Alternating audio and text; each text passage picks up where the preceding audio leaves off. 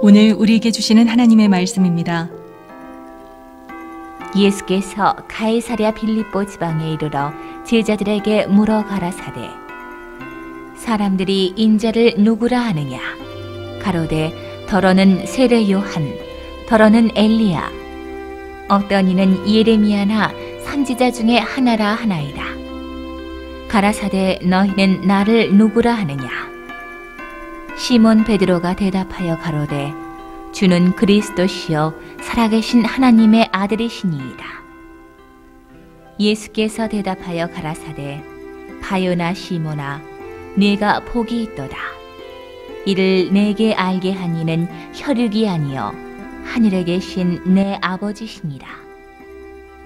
또 내가 네게 이르노니 너는 베드로라. 내가 이 반석 위에 내 교회를 세우리니 음부의 권세가 이기지 못하리라. 내가 천국 열쇠를 네게 주리니 내가 땅에서 무엇이든지 매면 하늘에서도 매일 것이요 내가 땅에서 무엇이든지 풀면 하늘에서도 풀리리라 하시고 이에 제자들을 경계하사 자기가 그리스도인 것을 아무에게도 이르지 말라 하시니라.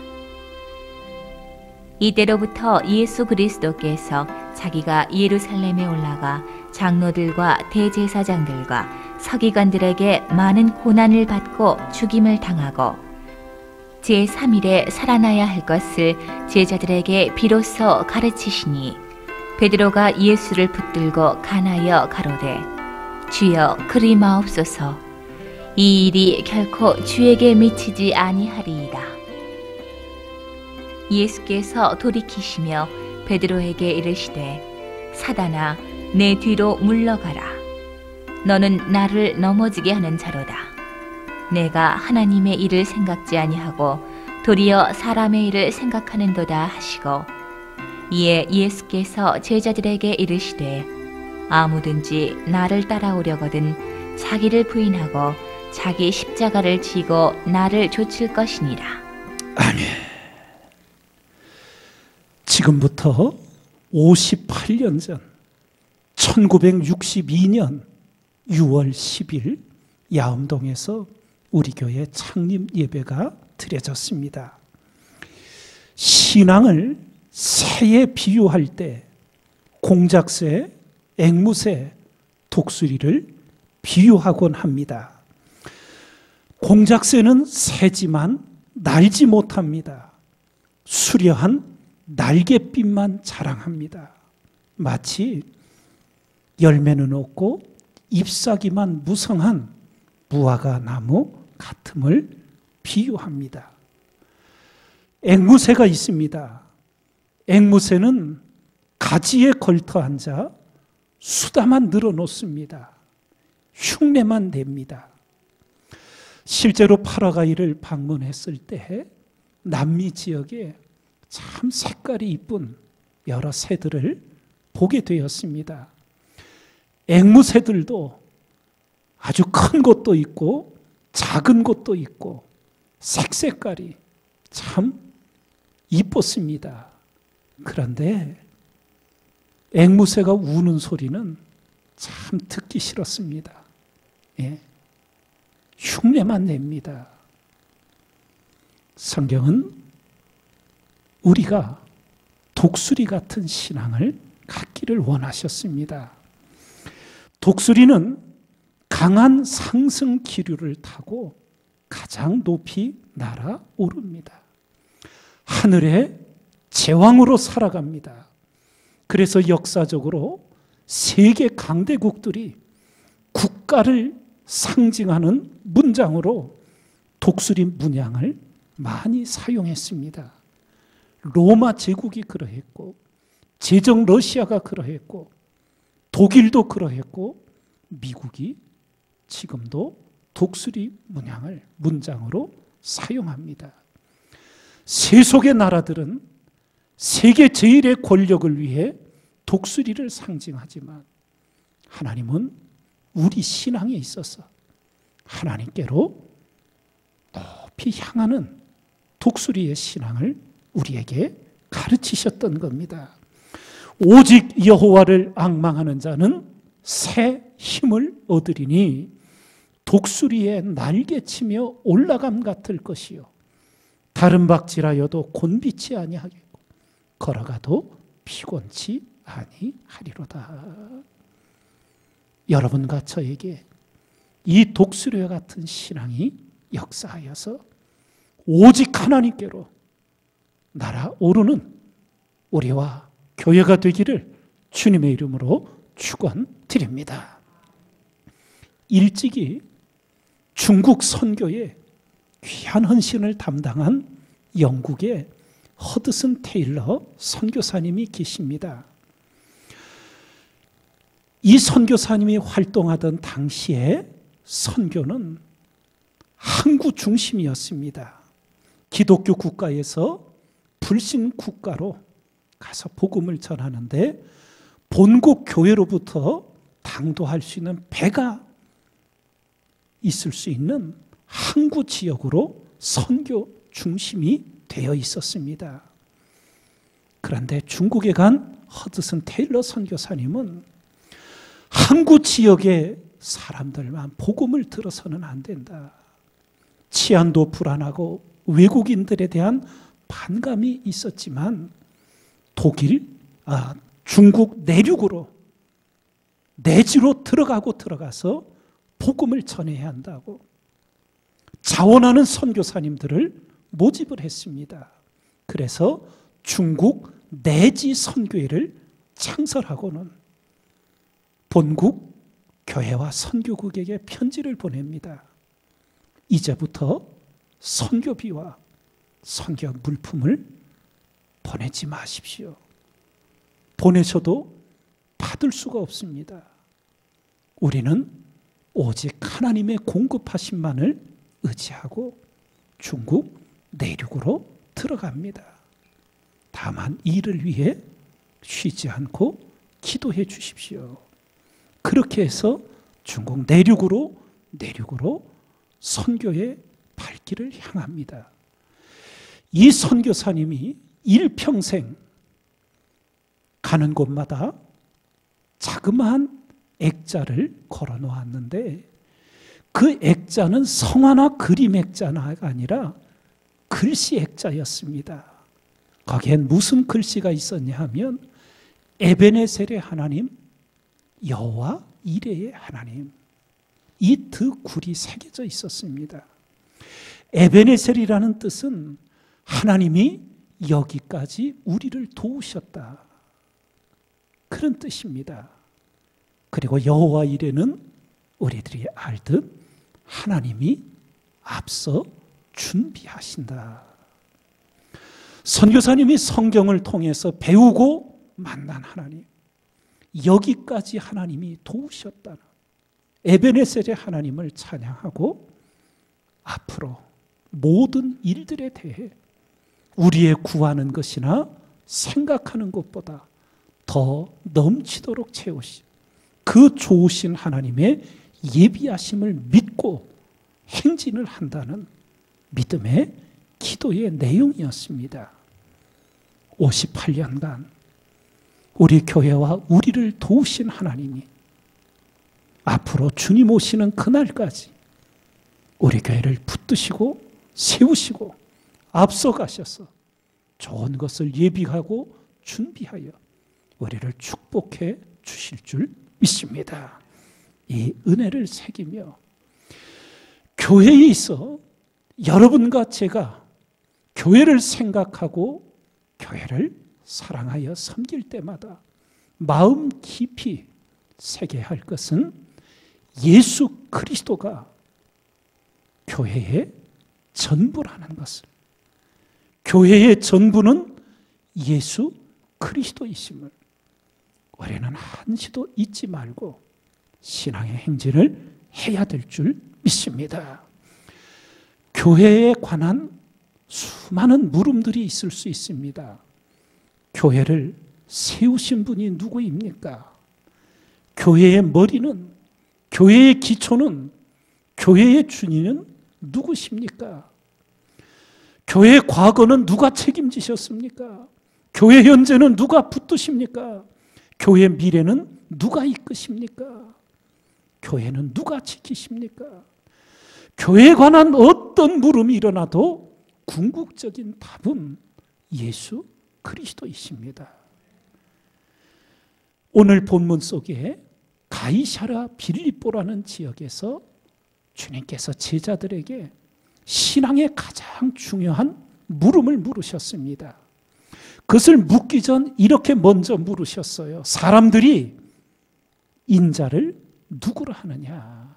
그러자 제자들이 더러는 세례 요한이라고, 다른 사람은 엘리야라고, 어떤 이는 예레미야나 선지자 중에 하나라고 합니다. 그러자 주님이 물으시고자 했던 본질적인 물음을 물으십니다. 세상 사람들은 그렇게 말하는데 너희는 나를 누구라 하느냐? 그러자 사도 베드로가 하나님의 은혜 속에 주는 그리스도시요 살아계신 하나님의 아들이시니이다. 이 고백을 드려 주님을 기쁘시게 해드렸습니다.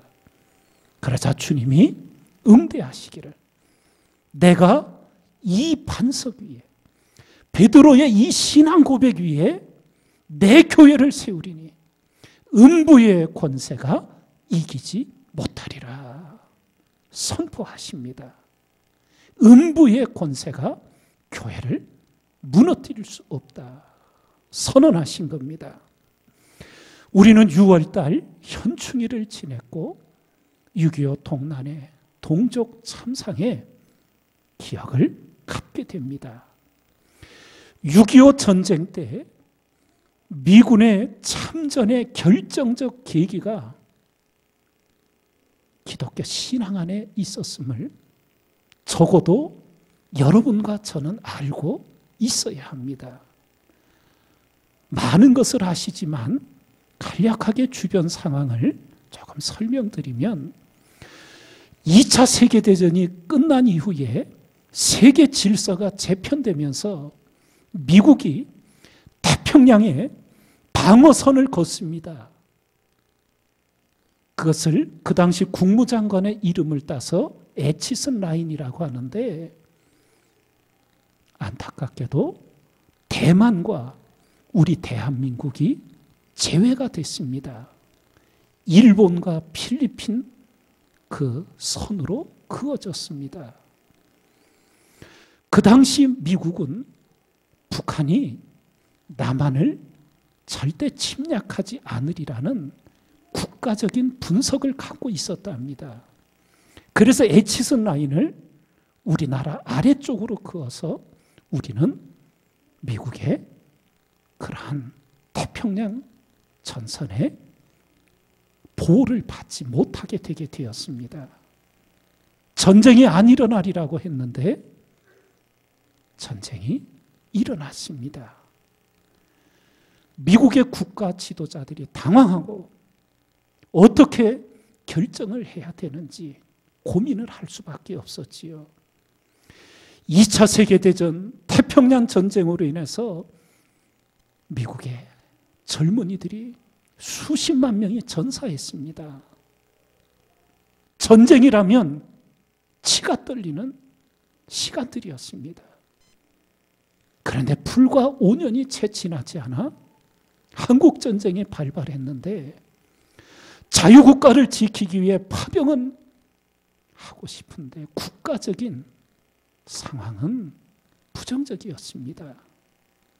그럴 때 미국의 기독교 지도자들이 대통령과 국가의 지도자들에게 편지를 보내고 만났답니다. 한반도 땅은 우리 미국의 선교사들이 가서 복음의 씨를 뿌렸고 그 땅에 수많은 우리의 아들, 딸들이 복음을 위하여 헌신하여 묻혀 있다고. 그 나라가 지금 공산주의에 짓밟혀 교회 문이 닫히고 기독교인들이 박해를 당하고 학살을 당하고 있다고. 우리 선교사님들의 희생을 헛되이 해서는 안 된다. 지켜내야 한다고. 호소하며 나라의 지도자들의 마음이 움직였다고 합니다. 지금 여러 세월이 흐르고 상황 속에서 한미 동맹이 흔들리는 여러 정황들을 보게 되지요. 한국과 미국은 혈맹이라는 표현을 씁니다. 이 땅에 한국 동난으로 인해 미국의 수많은 젊은이들이 피를 흘린 땅입니다. 그 배후에 교회, 순교, 혈명이 맺어져 있다는 것을 기독교인들은 알아야 합니다. 저는 88년부터 91년까지 최전방부대에 군목으로 3년간 국방의 의무를 담당해서 최전방 지역의 GOP와 GP 부대의 대부분을 알고 있습니다. 2000년 접어들기 전까지 우리 한반도의 그 50년의 세월은 정말 쉽지 않은 세월이었는데 이 나라가 자유를 지킬 수 있었던 한 축이 바로 미군이었습니다.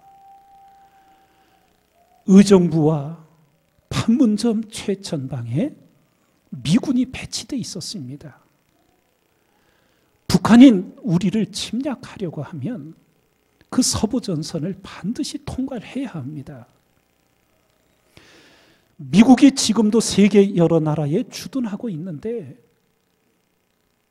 자국 군대를 최전방에 배치했던 나라는 우리나라밖에 없습니다. 이것을 군사 전략적인 용어로는 인계철선이라고 부릅니다. 북한이 남한을 침략하려면 미군과 싸우지 않고는 내려올 수가 없습니다. 자동적으로 전쟁이 터지면 미군이 참전할 수밖에 없는 인계철선의 구조를 갖춘 나라가 우리였습니다. 어느 나라가 자신의 아들, 딸들을 다른 나라를 지키기 위해 최전선에 배치하겠습니까? 물론 그것이 지금은 평택으로 옮겨졌지요. 여러 변화들이 일어날 겁니다. 말씀드리고 싶은 것은 하나예요. 우리 아버지 때, 우리 할아버지 때의 일들에 대하여 은혜를 기억하지 못하는 나라, 은혜를 망각하는 민족은 미래가 있을 수 없다는 겁니다.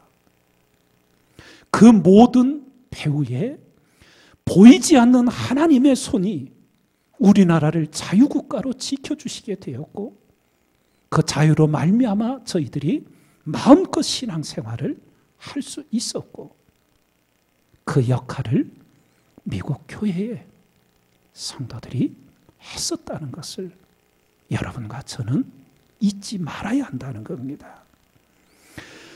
음부의 권세가 이기지 못하리라.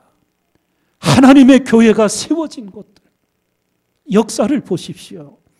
나치 독일의 히틀러는 주일에 폴란드를 침공하며 2차 대전을 시작합니다.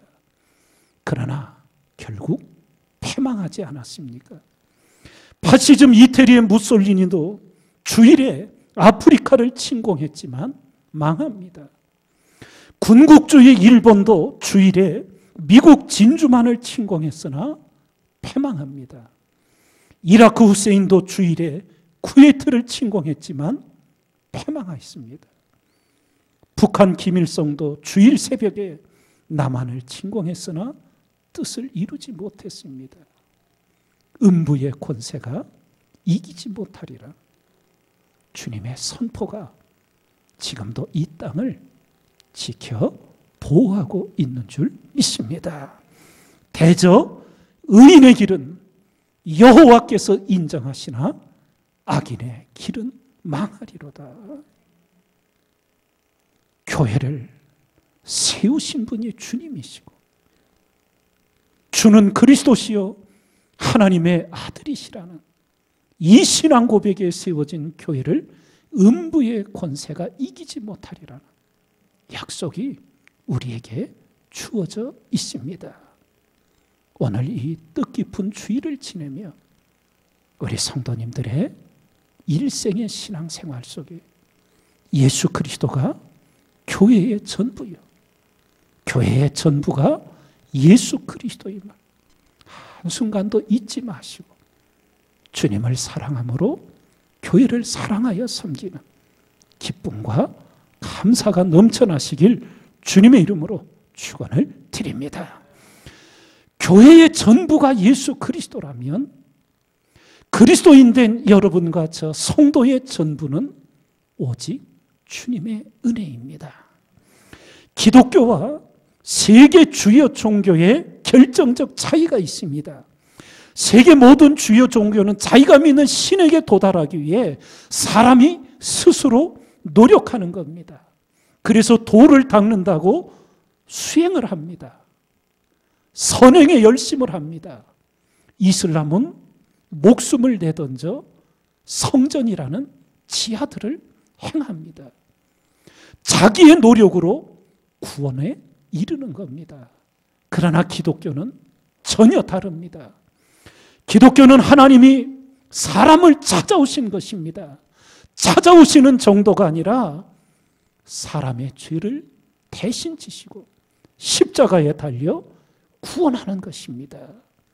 이것을 기독교는 은혜라 부르는 것입니다. 바요나 시몬아 내가 복이 있도다. 이를 내게 알게 하니는 혈육이 아니요 하늘에 계신 내 아버지시니라. 교회에 수많은 백문이 있어도 답이 예수 그리스도이다. 그리스도인 된 여러분과 저에게 수많은 인생과 신앙의 물음이 일어나도 답은 은혜입니다.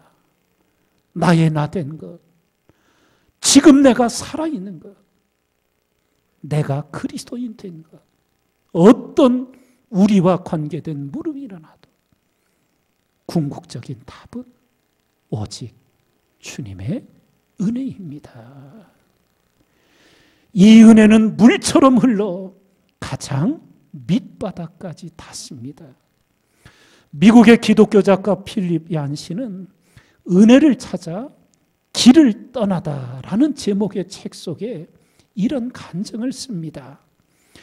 30개국의 45개 단체에서 마련한 성매매 여성들, 이제 그것을 청산하고 바르게 살려고 하는 그들을 돕는 기관에서 강연 청탁을 받았는데 안 해주려는 것이 하고 싶은데 너무나 그분들에 대해서 알지 못하고 해서 그 수락을 고민하다가 이제 가시게 되었답니다. 그래서 기독교 신앙의 이 은혜라는 주제로 강연을 하다가 마지막에 이런 물음을 물었답니다. 예수님이 여러분을 언급하셨다는 사실을 아십니까? 내가 진실로 너희에게 이르노니 세리들과 창기들이 너희보다 먼저 하나님의 나라에 들어가리라.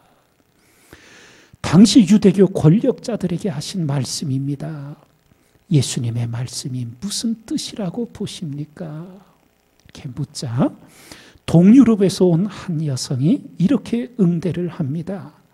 누구나 자기가 업신여길 대상이 있어요. 하지만 우리는 없습니다.